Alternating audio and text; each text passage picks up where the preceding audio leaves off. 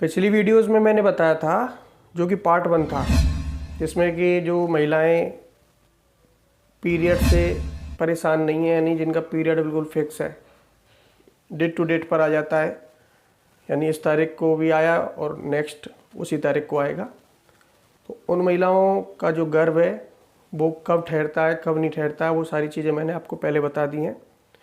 आप चाहें तो ऊपर आई बटन में देख लीजिए वीडियोस को। लेकिन दोस्तों, ये पार्ट 2 है। इसमें मैं बताऊंगा कि जिनका पीरियड फिक्स नहीं है, यानी जल्दी जल्दी आ जाता है, कभी 20 दिन में, कभी 22 दिन में, कभी 15 दिन में, कभी 16 दिन में, ठीक है। अब उन महिलाओं का गर्भ कैसे ठहरेगा, कब ठहरेगा, क्या पीरियड में ठहर सकता है या पीरियड के बाद 1-2 दिन बाद, 3 दिन बाद, 4 दिन बाद ठहर सकता है, यही कन्फ्यूजन है ना आपके। तो मैं बता देता हूँ आपको। देखिए, सबसे पहले तो मेरी राय ये है कि आप अपने पीरियड को ठीक कर लें। पीरियड की चाहे कुछ भी मेडिसिन खाएं, देसी घरेलू उपचार करें, कुछ भी करें, आपको अपना पीरियड पहले सबसे पहले ठीक करना है, यानी वो डेट टू डेट पर आना चाहिए फिक्स। उसके बाद ही प्रेगनेंसी की प्लान करें। लेकिन आपको इमरजेंसी है और आपको बिल्कुल ही आपको ये कि मेडिसिन खाने का टाइम ही नहीं है, पीरियड को रेगुलर करने का टाइम ही नहीं है, और आप ऐसी ही कंडीशन में ही गर्भ धारण करना चाहती हैं, तो ध्यान रखिए कि आपका जो ओवुलेशन है, ओवुलेशन तो समझती होंगी ना किससे कहते हैं। ओवुलेशन कहते हैं कि जब महिला का जो अंडा है वो रिलीज होता है, अंडाशय से निकलकर सीधा फैलोपियन ट्यूब में आ जाता है, और 4 से 5 दिनों की वो प्रक्रिया होती है, और उसी टाइम में ही अगर आप मेल कर लेते हैं तो पुरुष का स्पर्म जाके अंडे से मिल जाएगा और बच्चा हो जाएगा। जिनका पीरियड 30 दिनों का था, जो मैंने पिछली वीडियो में बताया था, जिनका फिक्स आता है, उनका तो ये कि जैसे कि आज पीरियड आया और 10 दिन बाद ही ओवुलेशन हो जाएगा और रेगुलर 6 से 7 दिनों तक चलेगा। अब वो तो मैंने क्लियर कर दिया, आपको सारी चीज़ें बता दी, देख लीजिए वीडियोज़ में। लेकिन अब ये डाउट है कि भाई जिनका पीरियड फिक्स ही नहीं है तो उनका ओवुलेशन कब होगा, ठीक है। तो एक चीज़ का ध्यान रखना, जितना जल्दी पीरियड आता है आपको ओवुलेशन भी उतना ही जल्दी आता है। 30 दिन वालों का तो ये था कि आज पीरियड आया है तो 10 दिन बाद आएगा ओवुलेशन, लेकिन आपका फिक्स नहीं है।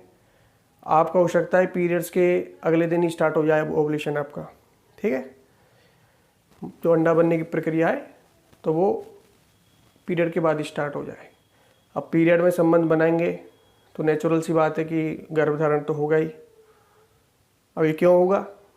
अब पीरियड में आपने संबंध बना लिया, लेकिन गर्भधारण क्यों हो रहा है, जबकि ओवुलेशन तो पीरियड के बाद स्टार्ट हो रहा है ना, 1-2 दिन बाद।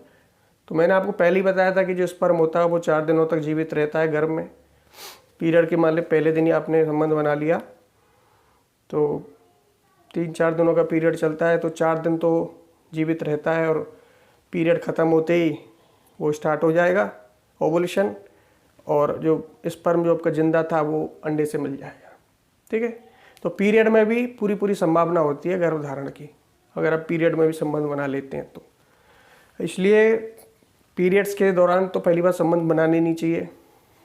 बाई चांस बनाते हैं तो पूरी अपना सिक्योरिटी का ध्यान रखें, ठीक है, और उनको फॉलो करें, क्योंकि इसमें क्या है, थोड़ा रिस्क होता है। अगर आप पीरियड में संबंध बनाते हैं तो इन्फेक्शन का रिस्क होता है आपके साथ भी और फीमेल के साथ भी। तो इसीलिए पीरियड में संबंध ना बनाएं, क्योंकि पीरियड में संबंध बनाएंगे तो भी गर्भ ठहर जाएगा।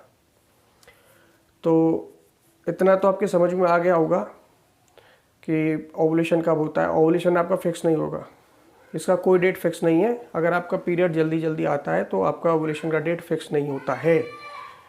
पीरियड में भी संबंध बनाएंगे तो भी हो सकता है, या पीरियड से 1-2 दिन पहले भी संबंध बना लेंगे तो भी आपका गर्भ धारण हो सकता है, ठीक है।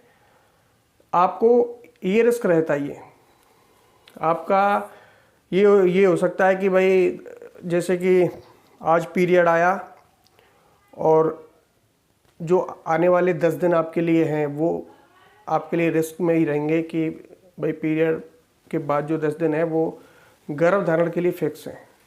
लेकिन बाकी जो 20 दिन हैं उनमें रिस्क नहीं होगी, उनमें आप एक घड़ी अगर बिना सिक्योरिटी के संबंध बना लेते हैं तो ज़्यादातर गर्भ नहीं ठहरता है, क्योंकि ओवुलेशन ख़त्म हो जाता है इतने तो उसके बाद तो फिर अंडा ही नहीं मिलेगा स्पर्म को, तो होगा ही नहीं गर्भधारण।